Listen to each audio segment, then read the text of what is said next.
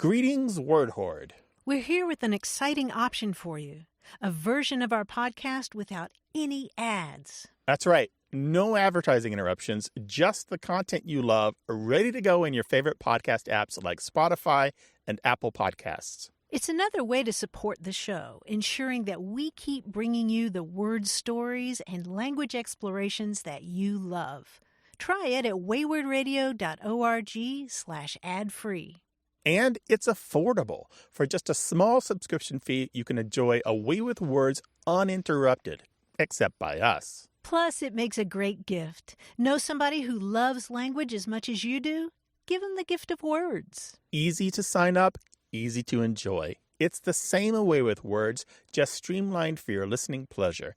Go to waywardradio.org/ad-free. Support us, support the show, and enjoy an ad-free listening experience. waywardradio.org/ad-free. Thank you. You're listening to Away with Words, the show about language and how we use it. I'm Grant Barrett. And I'm Martha Barnett, and I have a little collection of slang terms here from a certain field, and I'm wondering if you can guess what they are. Okay, put me on the spot, top of the show. Okay, sure. Yep. There are four of them, okay? Mm-hmm. Here's the list. Ducks on the pond, frozen rope, high cheese, and tumblebug. Oh, some of these are clicking for me. Frozen rope is baseball. It is. It's a strong hit. Yep. That seems to be going straight out. Yes, like a line drive. Very good. And ducks on the pond is batters on base. Base runners. Base runners. And they're kind of bobbing on the bases like ducks. What's the third one? The third one is high cheese. So what's high cheese? High cheese is a fastball in the strike zone. Cheese is a very positive thing in this case. So it's like a perfect strike. Yes. Nobody's arguing against that strike. Right. Kind of a frozen rope in the strike zone, I guess. And what's the other one? Tumblebug. I don't know. Is that when a fielder does a little tumble when they try to make a catch? Yes, they're kind of showing off. They're doing little circus moves. Tumblebug. They make it look harder than it is. Yes. I just thought we could use a little baseball, go Padres and all Frozen that. rope, I've heard that one. That one's in current use for sure. Some of these terms may go back a ways though, right? Oh, definitely. Like at least decades or even a century behind them. Yeah, at least to the early 20th century. But I love the idea. It makes so much sense, frozen rope, right? Mm-hmm. Oh, yeah, you can just see it. Yeah, going right past you. Like a perfect one, like a straight shot. Going right into the scoreboard. Exactly. Almost no arc on it. We talk about all aspects of language on the show, not just slang, but word origins, arguments you had, old expressions from your family, great books, and good writing. 877-929-9673. Words at waywardradio.org. Hello, you have a way with words. Hi, this is Eleanor, and I'm calling from San Antonio, Texas. Welcome, Eleanor. How can we help you? So I was wondering if there is a difference between okay, spelled O-K-A-Y, and O-K. Oh, good question. What a good question. What got you to wondering about that? Well, some of my friends, whenever they text me, they say O-K, but whenever I text them back, I will say O-K-A-Y instead. Does one feel more right to you personally? It sounds like O-K-A-Y, the longer form, feels better. The longer one feels much better to me. Why is that? Does it feel like more like a real word? I guess O-K feels like an abbreviation for something, while O-K-A-Y feels like a real word. It's weird, but I think all of these things are true, even though they sound a little contradictory. Let's break this down. First, if you're a journalist or a writer, you're probably going to use a style guide, and your style guide may have advice on which one they prefer. For example, the Associated Press prefers OK, spelled out capital O, capital K, with no periods. Oh, that's interesting. I think the New York Times style guide may also prefer that, and that's because, in their reasoning, it's closer to the original form of OK. That's how it entered the language as an abbreviation for an intentional misspelling of all correct, spelled O-L-L-K-O-R-R-E-C-T. Wow. Right? Yeah. Wow. Yeah, there was this whole trend in the 1830s in Boston where the newspapers would just like intentionally misspell words and come up with these like ridiculous abbreviations. And that's the only one that made it all the way to present day is okay. That is really, really interesting. I think, Thank you. yeah, right? Yeah, Isn't it? isn't that wild? It started out as a joke. Yeah, but you'll find again and again, every single dictionary that I checked, and I checked like 12 of these, and all editors that I know will permit OKAY as long as the style guide that they use doesn't say that capital O, capital K is better. Because OKAY has since joined the language fully as its own full word and doesn't need to be the letters O and K anymore. Eleanor, I have the same feeling about it, that it just feels more like a word if you spell it out with the K-A-Y. Yes. There is a really great and very readable book. How old are you, Eleanor? I'm 11. I think you could totally read this and have fun with it, by Alan Metcalf. That's Metcalf. And just look, it's The Story of OK, I believe it's called. Just look for Alan Metcalf OK. You can find it on Amazon or any online bookstore. And it's a really wonderful exploration of how this word entered not only our language, but dozens of languages around the world also use our OK to mean yes or an affirmation. Okay. I will look for that. How are you spelling that? OKAY, of course. It's Eleanor. Well, thank you so much for your call. We really appreciate it. Thank you for taking my call. Okay, take care now. Bye-bye. Bye. Bye. So that book by Alan Metcalf is okay. The subtitle is The Story of America's Greatest Word. I highly recommend this. It's a great book.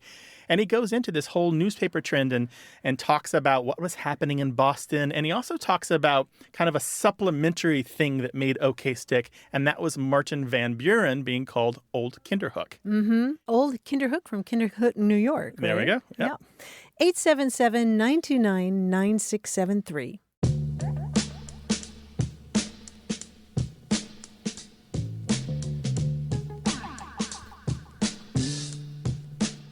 Another bit of baseball slang. Grant, do you know what a yacker is? The guy in the booth on the radio going like, 2 RBIs, bases loaded. I don't know. That's a very good guess. No. But it's a curveball. And here's the cool thing about the term yacker. So YAKKER means curveball. Yes. And this is so great because there's a term yawker, YAWKER, which is the name of a kind of bird that does that same kind of swooping flight. Isn't that great? Oh, interesting. So the yacker comes from the yacker, the bird. Yeah, the yacker is a nickname for the yellowhammer bird. Can I ask you, do you remember the first time you actually saw a curveball curve? And were you as amazed as I was? Yes. I remember going to Busch Stadium. I grew up as a Cardinals fan. And seeing the ball in real life going like, the physics of that didn't look possible. How does that ball curve like that? And then later as an adult, you start to look up things about the stitching and the delivery and the roll and all that, and you start to figure it out. But when you're a kid, like the curveball is amazing. An astonishing feat. Yeah, see, you were in the stadium. I was playing baseball with Keith Sutton and my other buddies. Except for in gym elementary class, school. The stadium is as close as I usually get to sports. 877-929-9673. Hi, you have a way with words. Hey, is this Martha? This is Martha. Who's this? This is Tyler from New York. Hey, Tyler. How's it going? Hi, Tyler. What's up? So I started listening to your show a few weeks back. I just want to say I'm a big fan. Yay. So I noticed in between segments you guys play some awesome music in your sort of musical interludes between segments. I noticed you guys play some reggae, particularly Toots and the Maytals. And I was wondering about the term reggae. I've heard somewhere that Toots Hibbert helped popularize the term reggae through his song Do the Reggae. I wasn't sure if they actually coined the term or whether they popularized it. I was wondering if you could provide some background there. Oh, that's a really good question. First, let's talk about the music that we play in between the segments. Yeah, that is all picked by our engineer and editor, Tim Felton. Tim is a core member of the band, the Surefire Soul Ensemble. He has an incredible music collection. He plays organs. He's got he's a wonderful I think keyboardist. he's like 50 organs in his house. I don't even know. It's a huge, a lot of keys in his wow. house. Yeah. And it's good music, and he's got good taste, and that's what you're hearing. All the music on the show is picked by Tim Felton of Surefire Soul Ensemble. Yeah, you can find his work online. Yeah, by the way, if people don't know, we do list the music that we play on the show on our website. So just look for the most recent episode, and we'll have a list at the end of the episode description. So the term reggae, so it's really interesting. So So Toots Hibbert of Toots and the Maytals gave an interview in 2004 where he talked about the term reggae, and they specifically asked him about the credit that sometimes people give him for coining the term reggae. Now, the song was called Do the Reggae, and it was spelled R-E-G-G-A-Y instead of an E for the Y, as reggae is usually spelled today. And he says, there's a word we used to use in Jamaica called streggae, S-T-R-E-G-G-A-E. If a girl is walking and the guys look at her and say, man, she's streggae, it means she don't dress well, she look raggedy. The girls would say that about the men, too.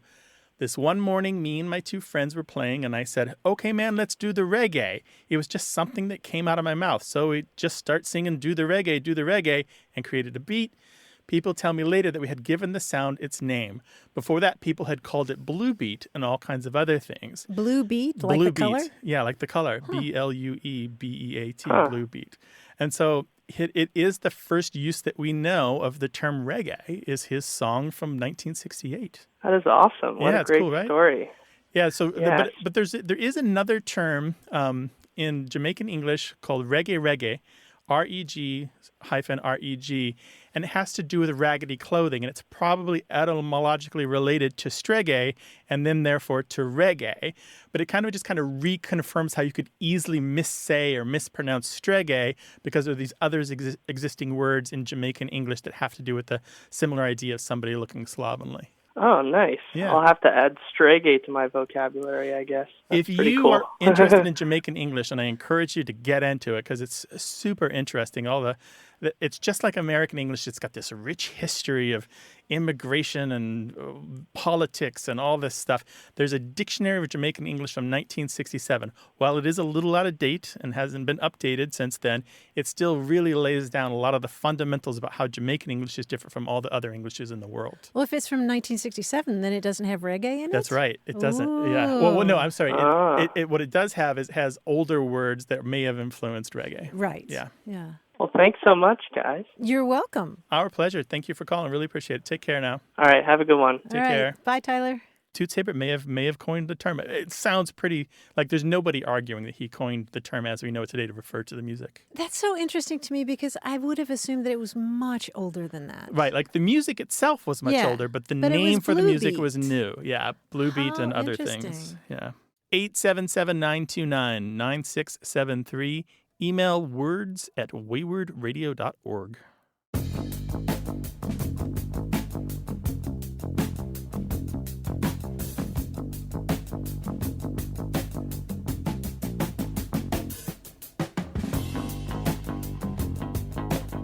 Hang a snowman.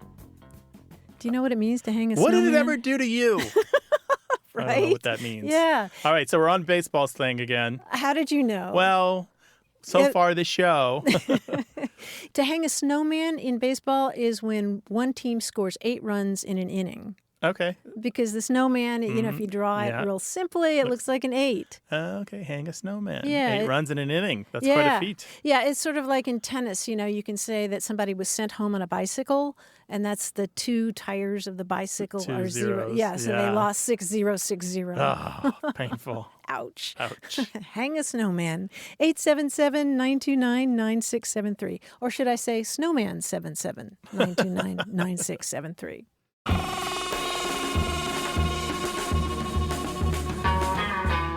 This show is about language examined through family history and culture. Stay with us.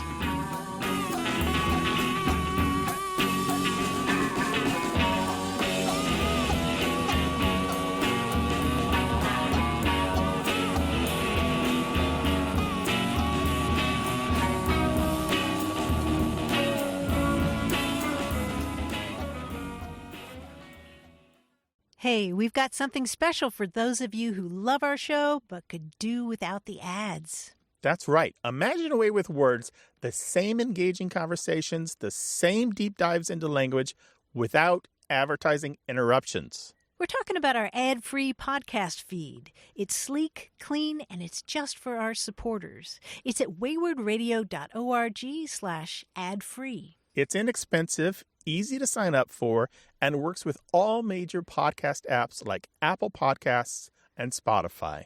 It's an affordable way to support the show and get a seamless listening experience. And if you're feeling generous, why not give a subscription to another Away with Words fan? That's waywardradio.org/ad-free. Sign up today. Your support means the world. waywardradio.org/ad-free. Thank you.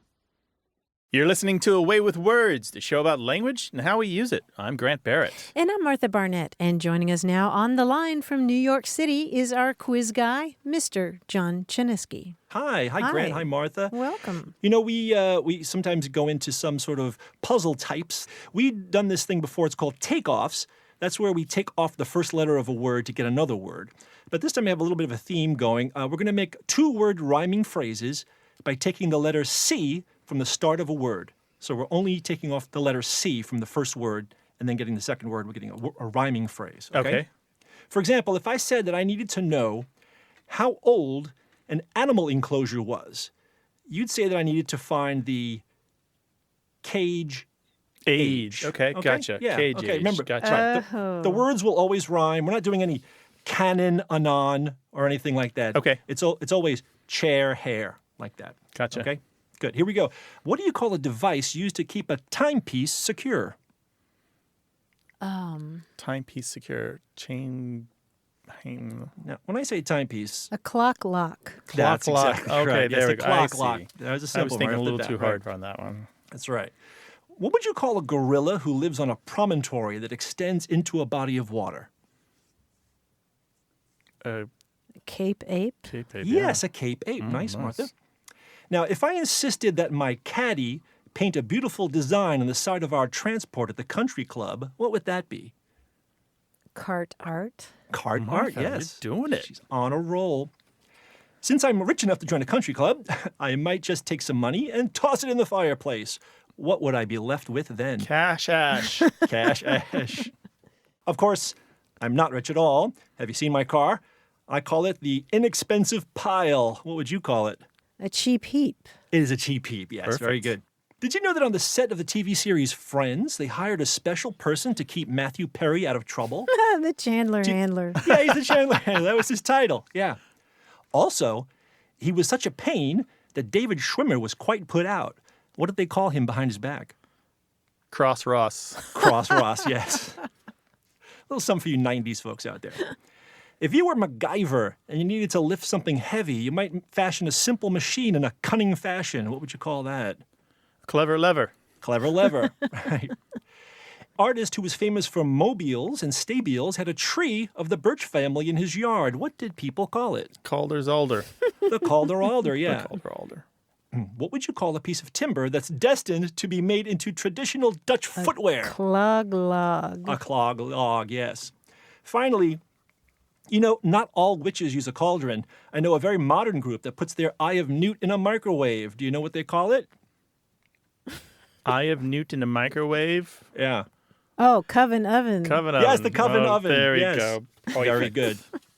Those are our C takeoffs for today. You guys did fantastic. Congratulations. All right. bye-bye. Bye, John. Bye. The show is about words and language and everything having to do with that. Give us a call, 877-929-9673, and send an email to words@waywardradio.org. Hello, you have a Way with Words. Hi, my name is Maria Howard, and I'm calling from Indianapolis, Indiana. Well, hello, Maria. Welcome to the show. What can we do for you, Thank Maria? you. Well, my father always used to use this word starting when we were kids, and he always used to say, out in the giggle weeds. And none of us in our family, my siblings or my mother, could ever figure out what giggle weeds meant other than just kind of out in the middle of nowhere. So I was interested in finding out about the meaning of giggle weeds and where it came from and who uses that word other than my dad. In terms of who uses giggle weeds, I don't hear it that much, but we do find instances of it from time to time, and it means sort of what you were describing. You're just out sort of in the boonies. You're lost in the underbrush or something like that. Out of the Tules in some parts of the country. I know that it was in a movie about motocross racing called On Any Sunday back in 1971. There's a reference to guys on motocross bikes taking a shortcut through the giggle weeds if they get panicked and accidentally go off the road. So you do see it from time to time, but it's pretty rare. The other question is, what is a giggleweed? Yeah. Right? Do you have any thoughts about that? I have no clue. None. None. Okay. So you sound pretty innocent. I mean, That's a good thing, yeah, Maria. Yeah. I mean, giggleweeds in the past has referred to either marijuana or jimson weed. And I don't know if you're familiar with jimson weed or have seen it around. It's all over Southern California. I run into it all the time when Well, it's I'm in large hiking. parts of the country, right? Yeah.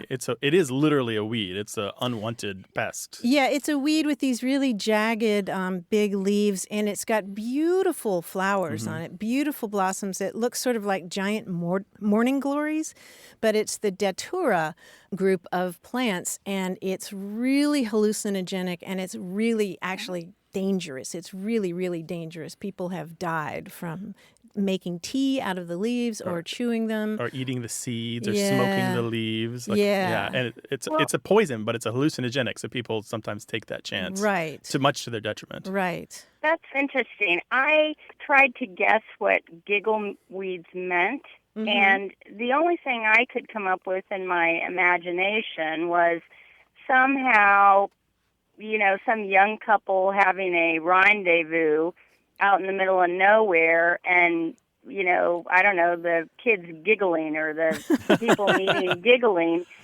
kind of like in a lover's lane situation. So that's the only thing I could think of. And there may be some overlap there Yeah, too. it's charming. Yeah, exactly. It's charming, but both meanings of the word giggleweed, the marijuana and the jimson weed, come up in early police documents where they talk about all the names for this. So the earliest uses we know are of jimson weed or marijuana being used as a party drug, basically. Yeah, the earliest use that I know, by the way, is from Indianapolis, which is where you are, right? Oh, yeah. It may be earlier than that, probably is, but so far, the earliest that I know of in print is from 1931 in the Indianapolis Star. They're describing two drunk guys who were rousted by the police, and the line goes, they were gazing at the moon from the giggleweeds under the bridge. I tend to use that word a lot, and people kind of give me an odd look and say, giggleweeds, what's that? I have no idea, but Well, now I do. If you listen to the show, Maria, you know that our advice usually is to keep on using the expressions even if people around you don't know them. This is how we hang on to our heritage. Exactly, and I love to kind of keep those words alive. Please do, Maria. You sound like our people. Thanks for calling. Thank you so much. Yeah, thank you. We appreciate it. Take care now. Yeah, okay, thank Bye-bye. you so much. Bye-bye. All right, bye-bye. 877-929-9673. Email words@waywardradio.org or talk to us on Twitter at WAYWORD or join our Facebook group. Just look for A Way with Words. Hello, you have a way with words. Hello, how are you? I am David Shelton. Today I'm calling you from Detroit, Michigan. All right. Welcome to the show. How can we help? We have a situation in my household. I actually live in Montreal, and I'm from Detroit, born and raised. My wife her mother's from Barbados, and we live in Canada, so the Commonwealth British background linguistically, and she's a stickler for language, and so she's often correcting me for my tendencies to use Ebonic expressions or regional things from Detroit, Michigan, but she uses an expression that irks me, if you will. She will occasionally correct me and say, can you not do such and such a thing? And I find that word usage, I don't know, it just rubs me the wrong way. So I wanted to bring it to you and ask you about that usage of that negation or negative expression. Can you not? So you sound like this is serious business for you. He said it was a situation. Yeah, situation. Yeah, a situation there.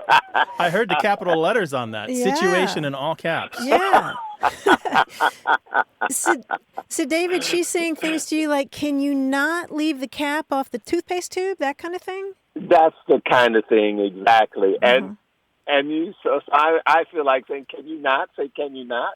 Oh, Except. But she's saying "can you not" as a full sentence, right? Just "can you not." Like you're doing something that annoys her, and she says, "Can you not?" Exactly. What I want to zero in on here, what I want to home in on, get right to the core of this is it because she's disagreeing with your behavior as much as it is because she said something linguistically that didn't quite sound right to you? That's interesting. I think it's the linguistic part that bothers me because I also find it to be difficult even when, not difficult, but it also strikes me when she uses it toward our children or something like that. So it's not just when she's checking me. Linguistically, what's happening there, we do this a lot in English. We have this thing called ellipsis, which is kind of like the actual punctuation ellipsis. So something is left out. We do this, let's say, if I asked you, "Where's the ice cream?" and you reply, "Over here." You don't say the full response, "The ice cream is up here." You just say "over here," even though there's no verb, there's no subject, right? Okay. Another example might be, this happens a lot. Somebody will say, "Take care," and you say, "You too." Okay. There's a subject there, but there's no verb. So the ellipsis a lot of times leaves stuff out that both parties or all parties in the conversation understand to be there. It need not be said. Okay. But you know what she means. When she says, "Can you not?" you know what she's referring to. David, here's what strikes me about it. It sounds like you could translate that as, "Are you utterly incapable of refraining from doing that?" I mean, there's an implication. There's a certain level of emotion there. Yeah. I think that you don't hear if somebody says, "Please put the cap back on the toothpaste." If you're saying, "Can you not?" It's this utter exasperation, You win right? this round, Barnett. That's a good. That's good. Yeah, well, you're absolutely right. She's a fairly severe individual, especially when she puts on her mother face or whatever and shoots you a look, So, yeah, when you put the two together, it does have quite a zing to it. A zing, yeah. So I think Martha really has nailed what's kind of annoying, because I've heard that before. I don't think I'm bothered by it as much as you are. Yeah, but that whole question, the sub-question is, the subtext is, are you incapable? Right. Yes. What is wrong with you, David? Refrain? I've told you again and That's again. right. Exactly. Would you please refrain? It's not even "would you please." Exactly. It's like, "Can you Yeah. not?" Are What's you broken in you? Well, I want to thank you all so much for our your pleasure. time. I really enjoy your show. Oh, we're glad to have you. Call us some other time. It sounds like you've got a great linguistic situation there. Stuff is going to keep coming up. Oh, I have a plethora of A examples. plethora. Myriad. Yeah. Have a great day. Take care, David. Excellent. Take care, David. Bye-bye. Bye. Well, call us about the linguistic situation in your house, 877-929-9673, or send us the whole story in email to words@waywardradio.org.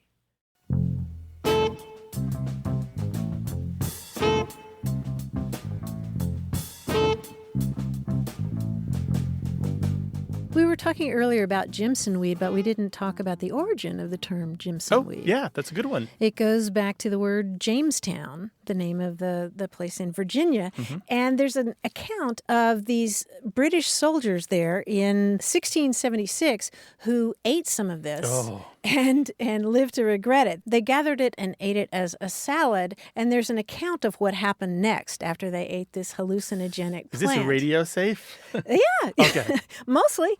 It says, some of them ate plentifully of it, the effect of which was a very pleasant comedy, for they turned natural fools upon it for several days. One would blow up a feather in the air, another would dart straws at it with much fury, and another, stark naked, was sitting up in a corner like a monkey, grinning and making mouths, that's grimaces, at them. A fourth would fondly kiss and paw his companions, and sneer in their faces with a countenance more antic than any in a Dutch droll. A droll being a kind of small, funny play. I think so, yeah. Wow, yeah. So jimson weed is a hallucinogenic. Yes, do not try this at home or anywhere. It can kill you. It can kill you. And right. if it doesn't kill you, it could leave you permanently damaged. Or embarrassed. That this is the age of social media. Yeah. You don't want to be doing that. But anyway, jimson weed derives from the term Jamestown. Very interesting. Language is weird. It's filled with strange pathways and odd histories. This is something we love to talk about on the show. But if you've got anything to do with language, a question or a comment or a word that you coined or someplace in the language that we need a word, let us know. 877-929-9673. Hello, you have a way with words. Hi there. This is Jamie calling from Calais, Vermont. Hello, Jamie. Hi, Jamie. Welcome to the show. What is up? Thank you. I am a caregiver for elderly folks, and a gentleman who I care for is very particular about his language. And the one thing that's really stuck out to me is he insists that his fanny pack, the little pouch that he keeps his wallet and notebook and stuff in, is called a banana. And he's not allowed to call it anything other than a banana. And I was just wondering if that's just something in his mind, or if there's any other people who have ever called fanny packs bananas. Jamie, tell us what that looks like. Is it yellow by any chance? Yeah.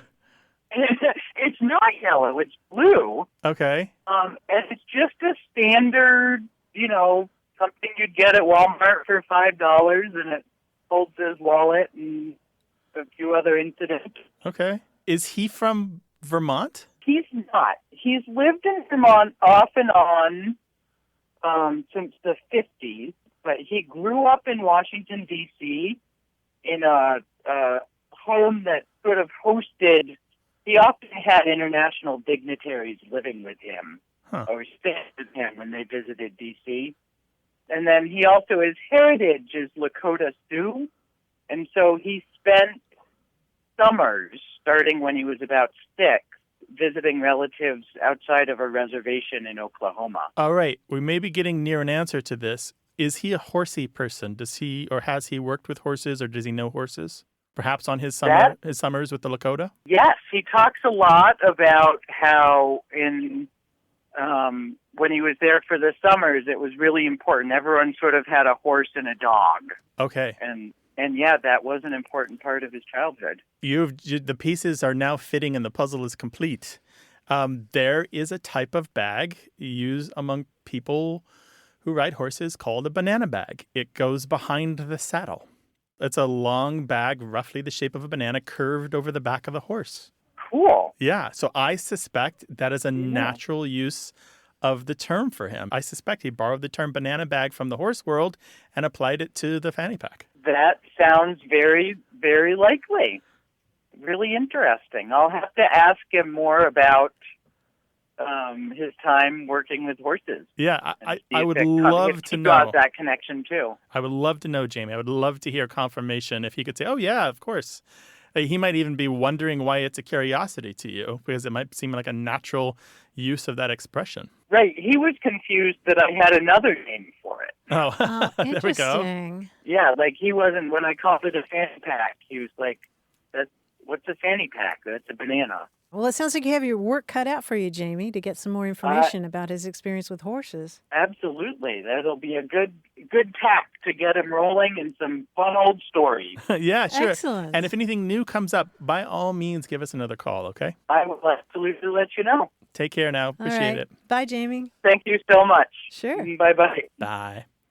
Is a word puzzling you? You can always call us about it, 877-929-9673, or we'd love to read your stories in email. That address is words@waywardradio.org. English, like any successful thing, has a lot of parents. Join us for more on A Way with Words.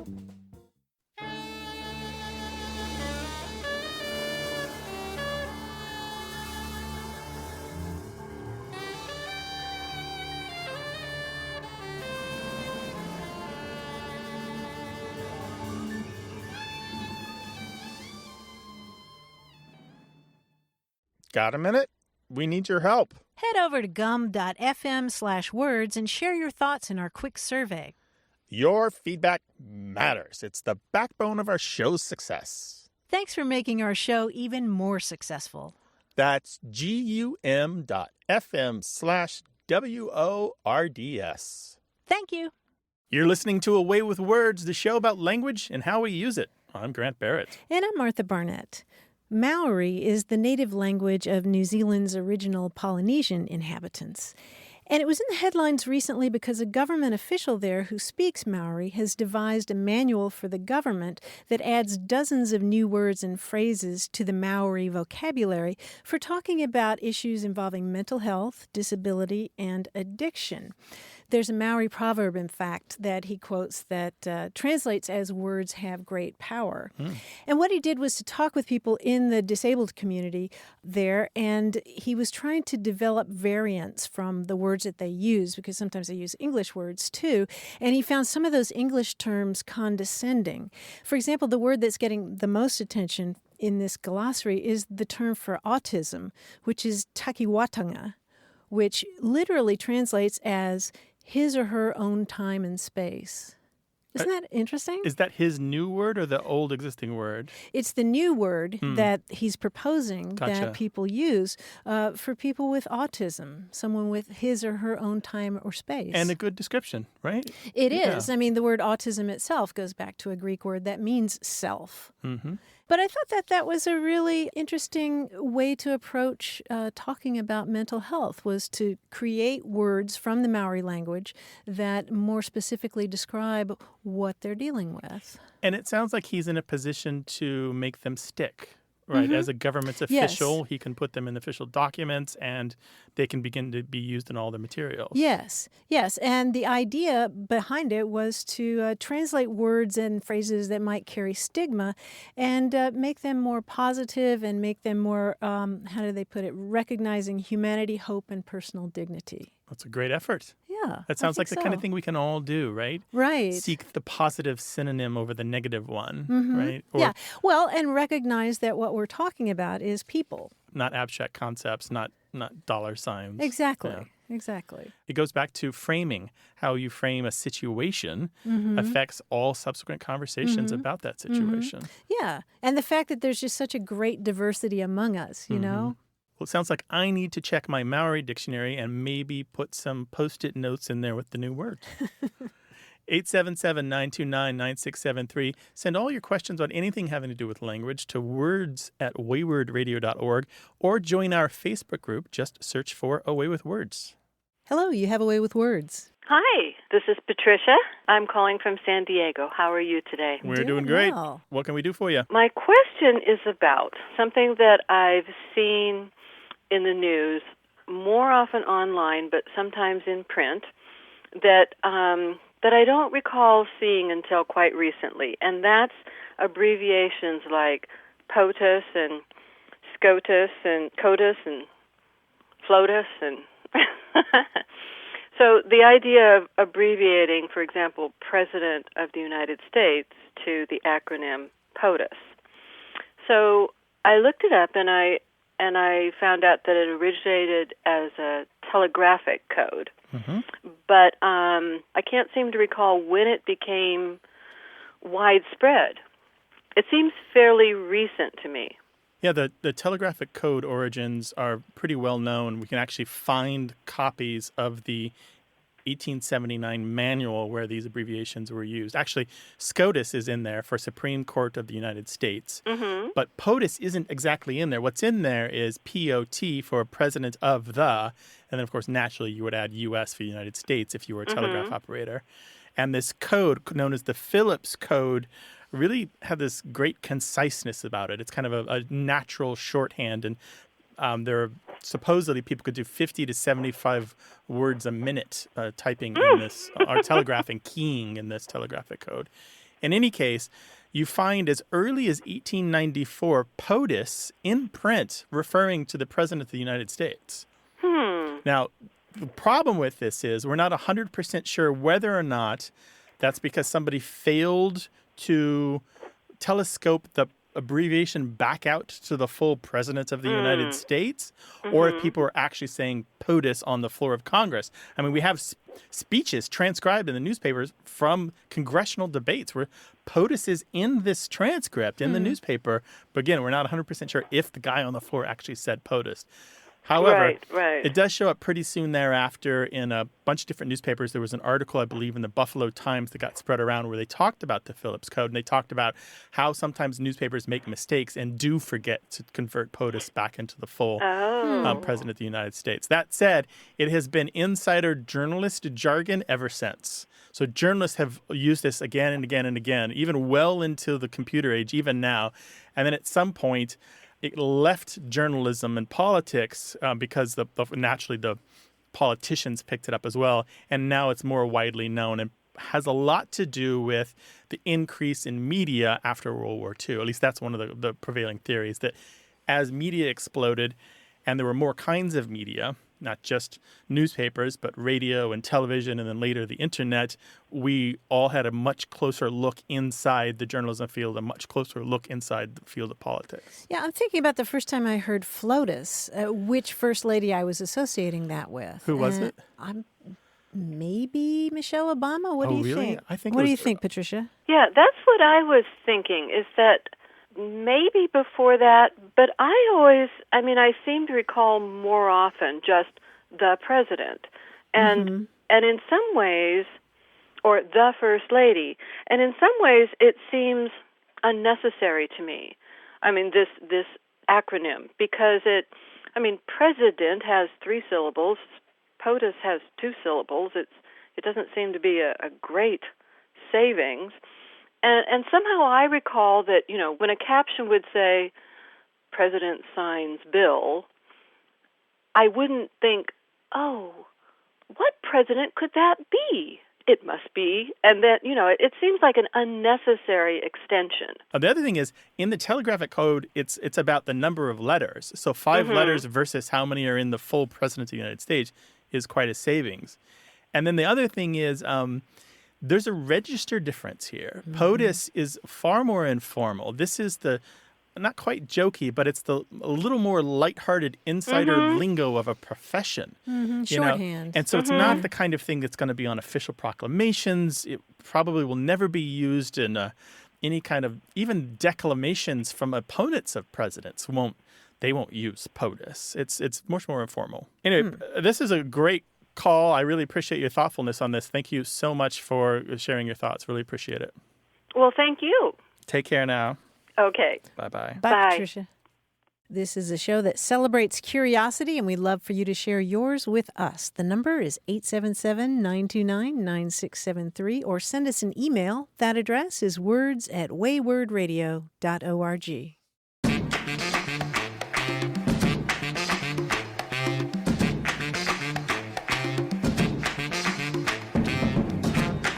I found myself lately talking to younger folks and saying, when I was your age, we didn't have an exclamation mark on the keyboard.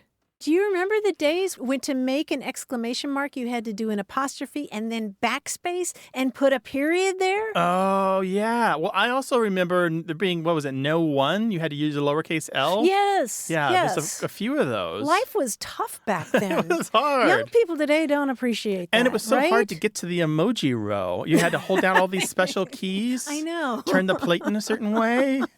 That emoji row only had 15 faces on it. That wasn't even a gleam in our eye, was it? No, it wasn't. It was very far away. 877-929-9673. Hello, you have a way with words. This is Bill from Phoenix City, Alabama. Hey, Bill. Welcome to the show. My friend is a retired Army Ranger and a surgeon for over 40 years, and he's always had a wealth of great stories to tell and anecdotes from his career, both in the Army and in medicine. And I would describe him kind of as a master of colloquialisms and with a minor in the creative use of expletives. Just a minor, huh? That's right. Well, I'm going to be nice at this point. With his stories, he peppers them with, like I said, a lot of interesting words and phrases. And one which has crept in my speech lately is a real goat rope. He usually uses it in a situation where he's trying to describe a difficult or chaotic situation or someone who has made something unnecessarily complicated. But the phrase, a real goat rope, I was just wondering what it meant. I never really asked him outright.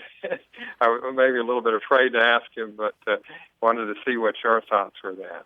Bill, you're saying goat rope, like the animal, right? Right, G-O-A-T, the first word, and the last word is rope, R-O-P-E. Goat rope. Now, I know there are variants, goat rodeo sometimes and goat roping. Okay. I have done some digging on this, Bill, for my book, The Official Dictionary of Unofficial English, which I published in 2006. When I was researching it the first time, I found a use in 1951 of a particular kind of comedic writing that people do when they want to talk about being really surprised by a situation. And this is a classic example. It's a military official, and he writes, I've been to 2 world fairs, goat roping in Idaho, and caught off at Unsan, but I've never seen anything like this. So he's talking about the chaos of a world fair, the chaos of a goat rodeo, and the chaos of a military operation, but this new thing has really got him surprised. There was a fellow by the name of Dick West. I don't know if you remember him, but in the 1960s, he was a popular newspaper columnist. He loved this construction. He had a bunch of different variations of it. I've been to county fairs, a Tom Thumb wedding, and a goat roping. So you might say that I have led a rather sophisticated life.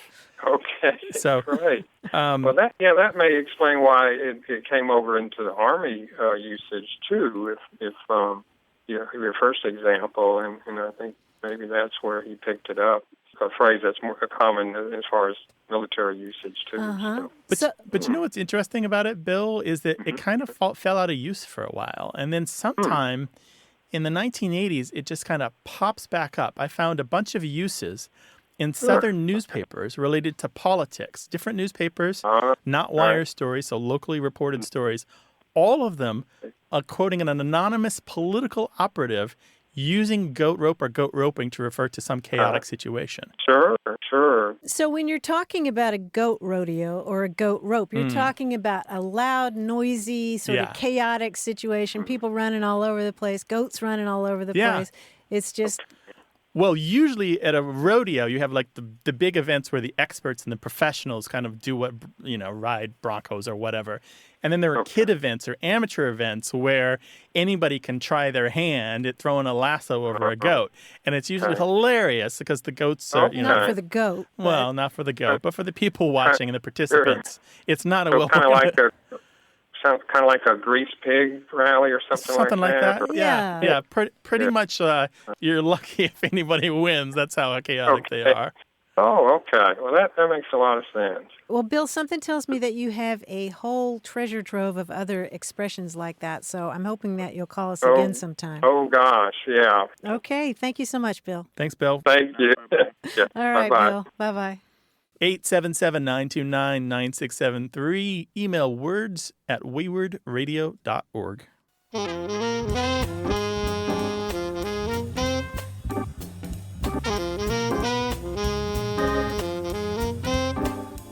We got a call from Case, who grew up in Los Angeles and moved to New Hampshire, where nobody understood an expression that she was using, and that expression was child cheater.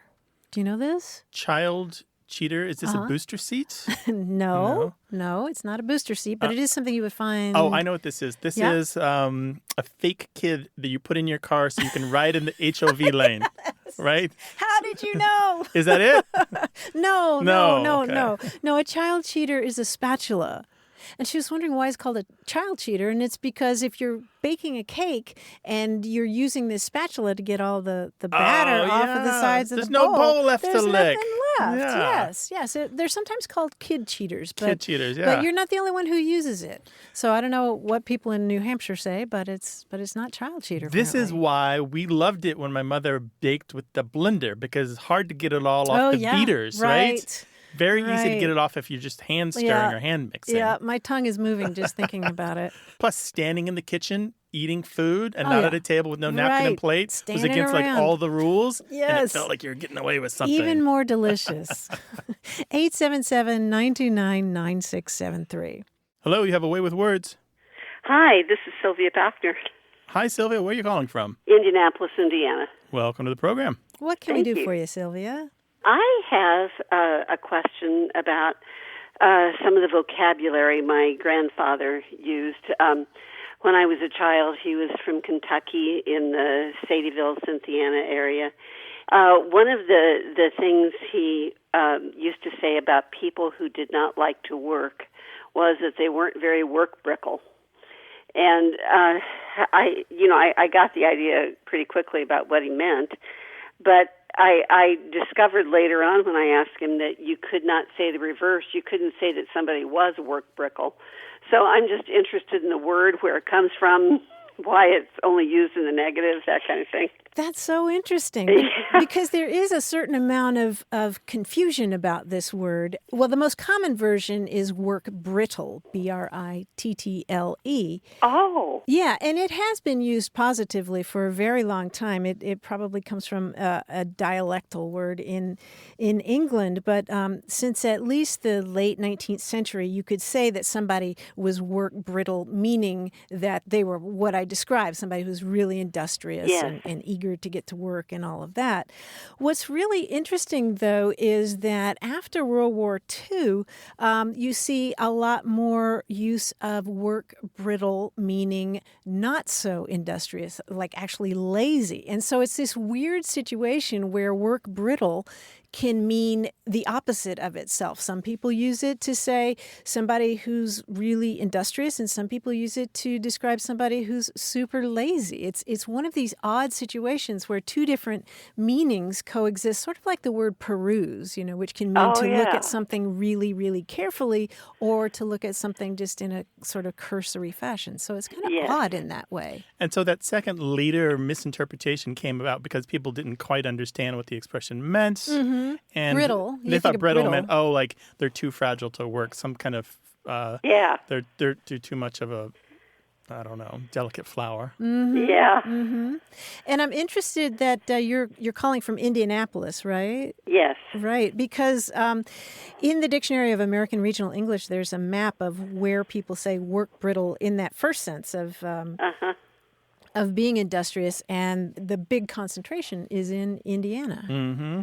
Oh, for heaven's sake. How about that? Well, that is interesting. Well, thank you so much for calling about this and sharing it with us. Well, thank you so much for the information. It's fascinating. Sure thing. Bye-bye. Bye. Bye-bye. So that's a really interesting expression. I think I've only ever seen that in fiction at this point. I don't think I've ever heard it in the wild. You sound like you've heard people say it. I've heard it a couple of times, but then I'm from that part of the country. Yeah, Kentucky, just south of there. Yeah. We know your family has words that seem to belong to you, and you're not sure if anyone else says them. We can tell you if that's true or not. 877-929-9673. Email words@waywardradio.org or talk to us on Twitter at WAYWORD.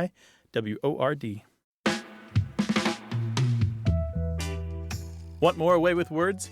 Listen to years of past episodes at waywardradio.org or find the show in any podcast app or on iTunes. Our toll-free line is always open, so leave us a message at 877-929-9673 and we'll take a listen. We'd love to get your messages at words@waywardradio.org or hit us up on Twitter at WAYWORD and look for us on Facebook. This program would not be possible without you. Grant and I are out to change the way we listen and think about language, and you're making it happen. Thanks also to senior producer Stephanie Levine, director and editor Tim Felton, director Colin Tedeschi, and production assistant Emma Kelman in San Diego. In New York, we thank quiz guy John Chinesky and that master of keeping it real, Paul Ruist at Argo Studios. Away with Words is an independent production of Wayward Inc. From the Recording Arts Center at Studio West in San Diego, I'm Martha Barnett. And I'm Grant Barrett. So long. Bye-bye.